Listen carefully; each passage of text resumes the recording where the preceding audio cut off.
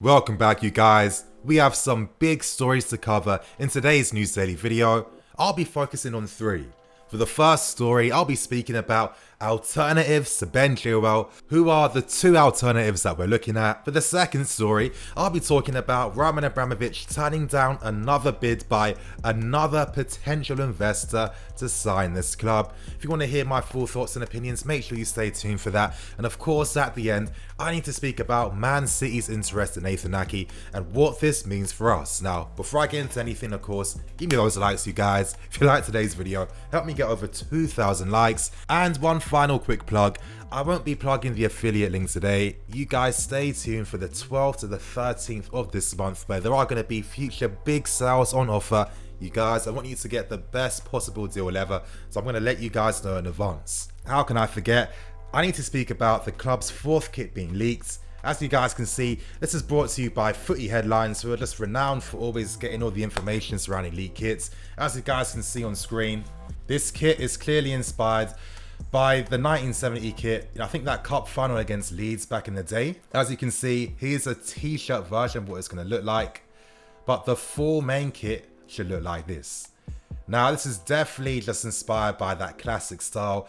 I'm looking forward to seeing what the material and how the feel of the shirt's going to be. But of course, you guys know that I'm immediately going to cop that, like, instantly. I mean, of course, you know. And it's cool that we are releasing, like, fourth kits. I like to see more of that. Like, sometimes when we go on, like, social media, we see, like, graphic designers making unbelievable, crazy concept kits. And I want to see that applied to real life. Stuff like this is a good start. But as I'm saying, you guys, as we can see, I like the look of the logo. I think it looks very minimalistic, very classy. It follows the roots of the original crest very well, in my opinion. And I like that balance of red and yellow together. But as I'm saying, you guys, here's what the kit looked like back in the day. And this is why I'm curious to see what the feel of the shirt's going to be like. Like, imagine if they went for like a proper old school feel. That would be lit. That would be kind of sick. But as you guys can see here, on the club's main official Instagram page, boom, 50-year anniversary kit.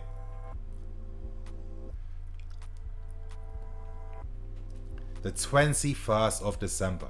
So I'm guessing that's when we'll be most likely able to buy the new kit.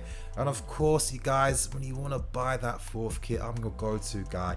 Hopefully I have some special discount codes for you guys. And of course, you'll find the affiliate links below when that kit's released. Now we can move on to the first part for today's video, and that's in regards to the alternatives being looked at over Ben Chilwell. Anyway, we start with the first story for today, and that's in regards to alternative options at left back. Now, this story has been brought to you guys by Marsa, and they're suggesting that if we can't sign Ben Chilwell for the next January window, or if we find it difficult to sign the player in the first place, we are looking at alternatives to replace him. Now, this is fairly common sense. We know that when clubs are targeting their priority number ones, of course it makes business sense to look at your second, third, fourth, even fifth best options in case you don't sign your first option player. And this could make even more sense when you consider that other clubs are also interested in Ben Chilwell. For example, Man City are looking at a top class replacement for their left back position. Could they potentially come in for a summer move if they know their player is most likely to leave?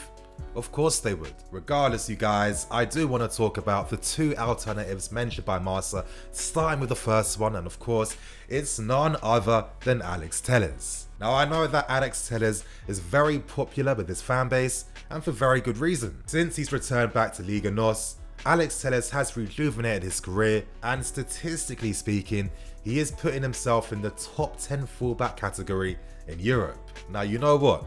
Whenever I look at Alex Telles, I always think this is the player that Marcos Alonso tries to be. Now, when Sarri last season said that Marcos Alonso could potentially become a world-class left back, well, if he was able to become that guy, he would have been more like an Alex Telles. And the reason why I state this is because Alex Telles is not the fullback who's going to use his great skill and pace to beat 2 or 3 players before putting a cross at the byline. He's not that guy. He rarely carries the ball or looks to take his people on, similar to Marcos Alonso. Instead, it's all about the positions he finds in the final third, where he can use his world-class, excellent crossing delivery. And this guy really is a type of guy that loves to put in a high volume of crosses. And the beautiful thing is, the execution and the quality of his delivery is top class. Maybe a better comparison is to see Alex Telles as like a better version of Leighton Baines in his prime. Now Leighton Baines was a similar player stylistically, all about the movement in the final third, covering both boxes, excellent delivery from set pieces as well as taking crosses from open play. I mean, for God's sake, you guys, already this season, Alex Telles has 4 goals and 4 assists. When do you ever see stats like this from fullbacks? And the great thing about Telles is that he's consistently shown a high level and standard over the past few seasons. Now, could he work at this club?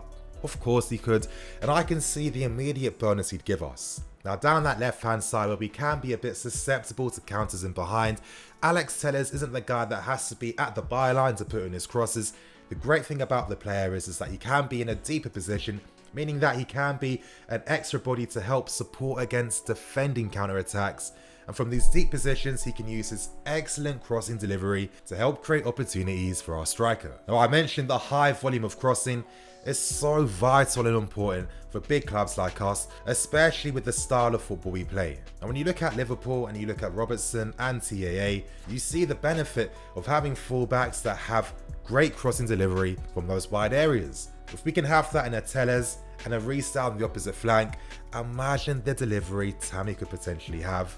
I mean, it's illegal. And to end things with the second alternative being looked at, well, that player is Tagliafico from Ajax. Now, Tagliafico has always been a player that I've been very impressed by and a player that I personally like.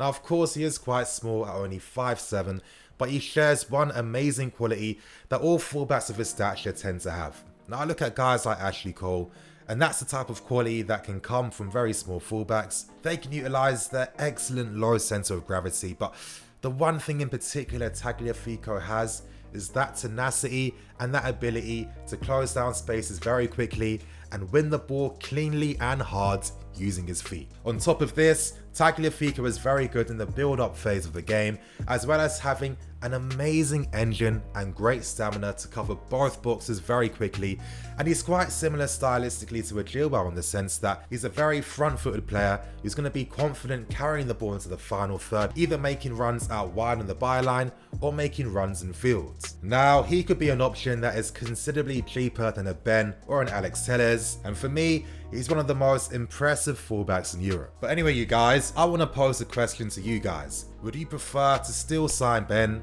or do you think alternatives would be a better use of our funds? Do you like the looks of Alex Telles or Tagliafico? Comment below. Now, we move on to the second story for today, and that's in regards to our owner, Roman Abramovich.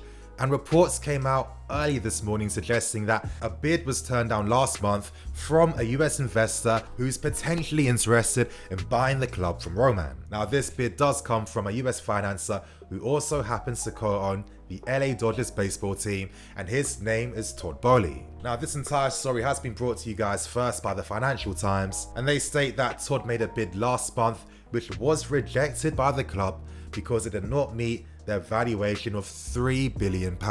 Now, this bid does come off the bat from a lot of interest from US investors and financiers interested in having stakes in Premier League clubs or potentially owning them. A few weeks ago, Man City sold stakes up to the value of £500 million to the US private equity group Silver Lake. Now, this article was a very good one from the Financial Times, really getting into a lot of detail, so I suggest that you guys do read that. I will leave the links in the description below. Not too long ago, Abramovich did appoint a US bank to help evaluate the worth of the club. A strategic review was needed because a lot of offers were coming in from a lot of different investors interested in signing the club from Roman. But the main question on all of our minds is Roman Abramovich close to selling the club? And I have to tell you guys, I just don't think that's the case.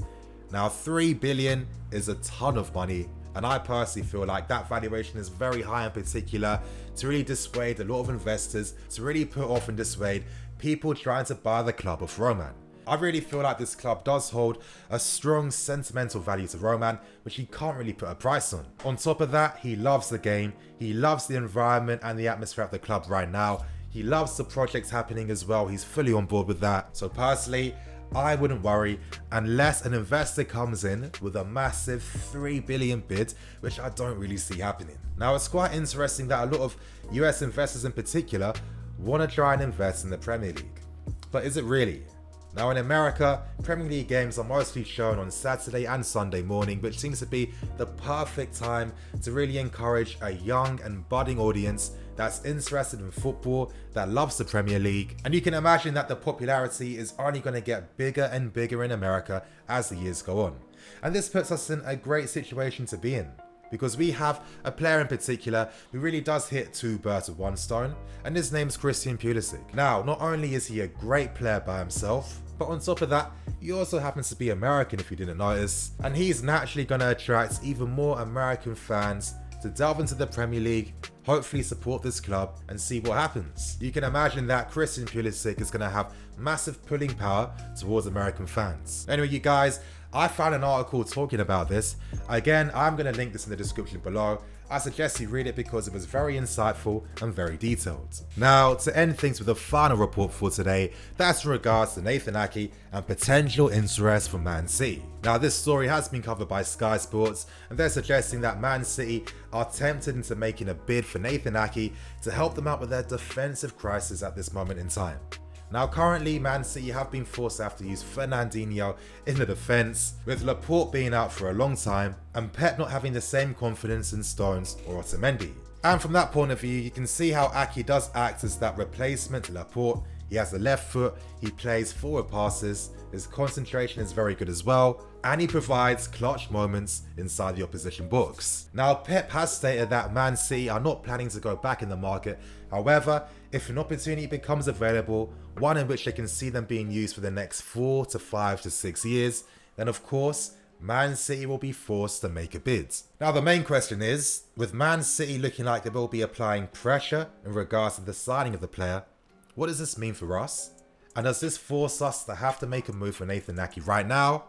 Well, here's my thoughts and opinions. Our advantage is we have a buyback fee of about 40 million.